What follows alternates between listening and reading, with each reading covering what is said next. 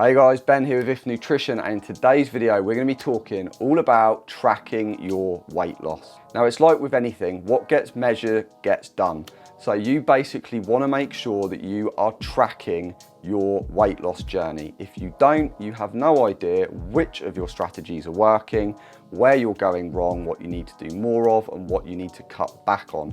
So whichever way you track your weight loss, you need to make sure that you do track it. Before we get into it, I'd love to know, do you currently track your weight loss?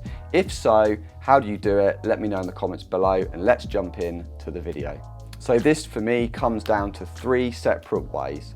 One, the scale. You cannot get away from it. People call it the sad step, they say it's demotivating, but ultimately if you are tracking weight loss, you need to be using a scale. You know, it is one of the easiest, quickest ways to do it.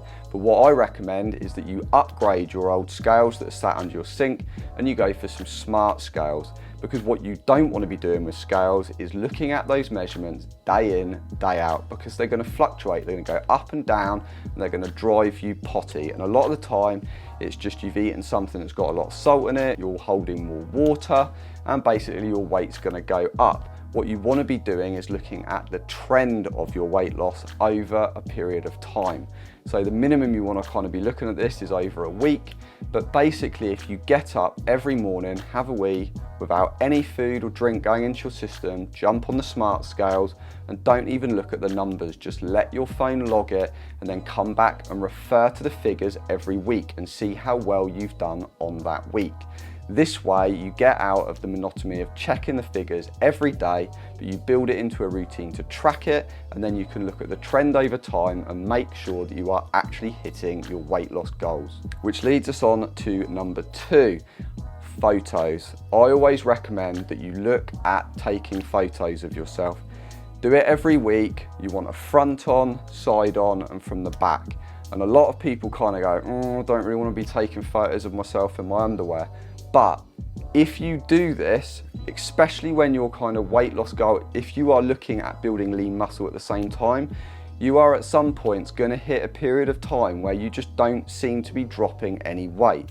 This is going to cause you to then look at wanting to make changes to what you're currently doing, and this is a mistake. Because what can be happening is you're actually building muscle, so it is hiding the fact that you're actually shifting body fat, which is what we want to do, but then you start dropping your calories to try and keep your weight loss going, but actually you don't need to.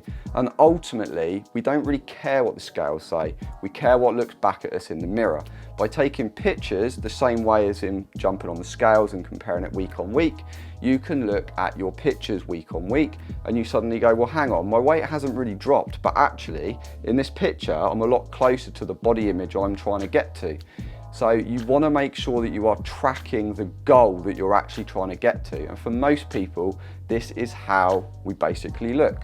So make sure that you are taking photos along with the weight side of things as well, because this is really going to help. And the third way, if you are going all in, is you can use a tape measure and you can measure the different parts of your body. And then you can track this. I wouldn't advise doing this every week, maybe do it every month, but at the same time every month. Like I've said, don't do it at the end of the day one month and the beginning of the day the next. But you can basically measure the circumference of your arms, your hips, your waist, and you can track those measurements over time and see where you might be gaining muscle, where you are losing body fat, and this again can really help you track and make sure that you are hitting your individual weight loss goals. But like I said, do not underestimate the power of taking pictures.